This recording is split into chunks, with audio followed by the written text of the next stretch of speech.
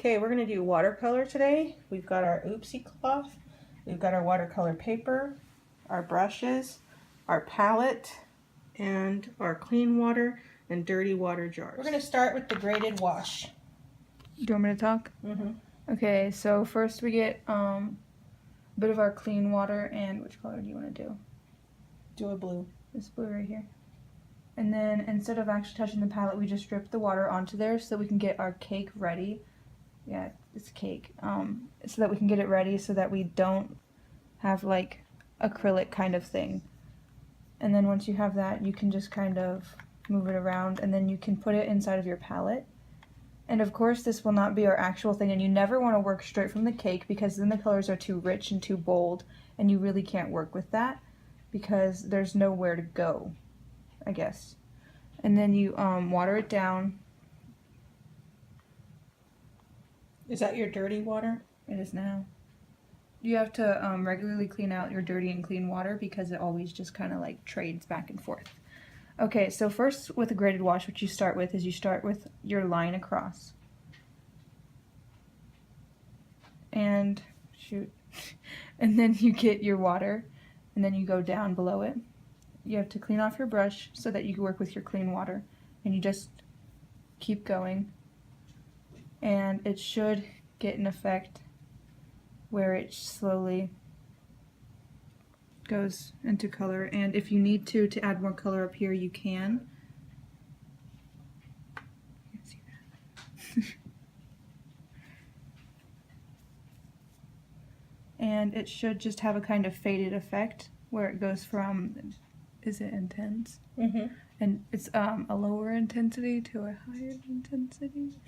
From a higher intensity to a lower intensity. You never told me the definition. Well, and actually this is value. It's the lightness or darkness of a hue. Gee, So whenever you're working with watercolor, you change the value by how dark or light you make the colors. The watercolor is transparent, which means that it's see-through, unless you're working directly from the cake. If you work directly from the cake, then it has more of an acrylic, opaque look to it. So this is transparent. So the graded wash, you can't see it very well on the video, but it is light blue down at the bottom. So a graded wash has one color up top that fades as it goes down. If you notice the paper, it's starting to bump and stuff, and that's called cockling, and that's whenever you have so much water on the paper that it has the kind of the bumps. It didn't happen. Oops. Oops. Don't actually touch it. That was an example. Oopsie. And on watercolor paper, it's specifically designed so that this doesn't happen as much, because if you did watercolor on a regular piece of paper, it would be very, very wavy, kind of like an ocean. I'm gonna fix this.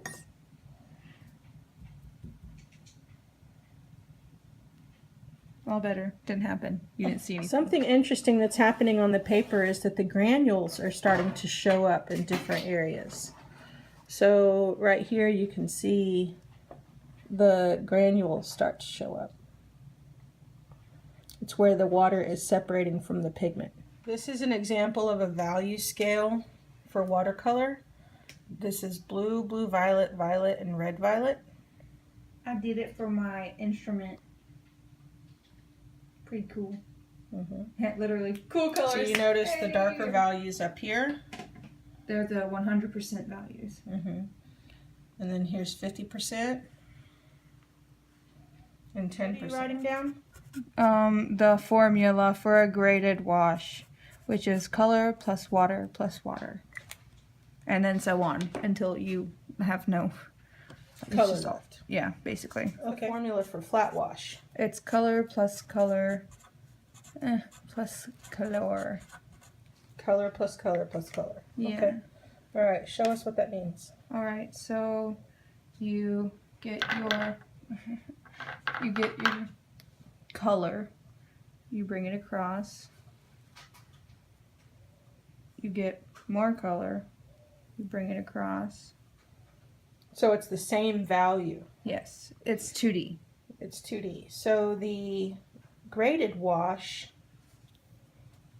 changes value as it goes down or up, and the flat wash stays the same value as it goes down or across. Yes. What you use the flat wash for is smaller spaces that you need to fill that don't need to have any value. And what you use the graded wash for is three-dimensional things, like a sphere, for example. Okay. So there's flat wash. All right, so now we're going to do the wet on wet technique. We have our colors ready and Our water. our water. Okay, so what do we do now? So the wet on wet technique is fast. You have to do it quickly, so I'm going to explain it first before actually doing it. Okay. So to make sure that our water does not dry, because first step of the wet on wet is to get your clean water, and you're supposed to brush it across, then you'll get your color and drop it into it. So to make sure the water doesn't dry, that's why I'm explaining it right now. You can, what you want to do is you want to make sure that you have a lot of water on there so that it will the colors will actually move around once you add them in. Okay, so we want our colors to move around. Yes, and it's okay Okay. if they do. And it's okay. All right. So that's why this one you want to make sure that you want to use it, because sometimes it's out of control, but the only way to control it is wherever you put the water is wherever the color will stop. Okay, so the color will stop where the water stops. Okay. Yes. All right, show us.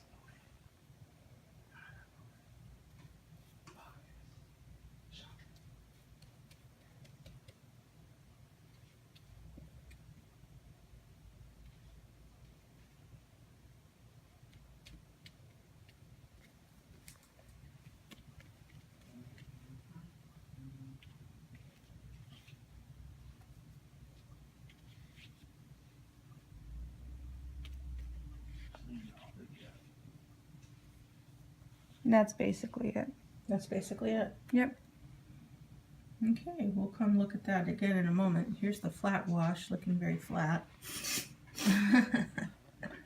So the dry brush technique is typically used for detailed, smaller spaces, but if you want to, you can also use it for writing. So the first step is to get your small brush and to get it some pigment on it. What, pigment? Color? Mhm. Yes, I said it right. And then you just drag it across till you get a line that you think you can work with, and then you can write. And then eventually you're going to run out if you make it too small.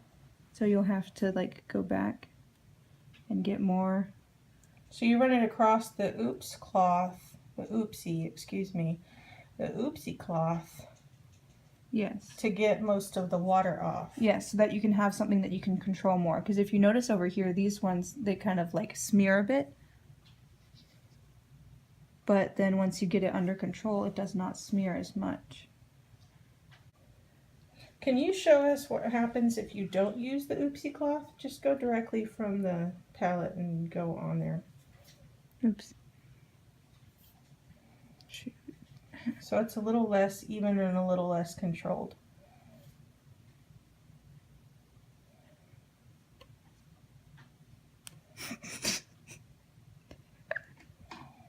Laugh out loud, huh?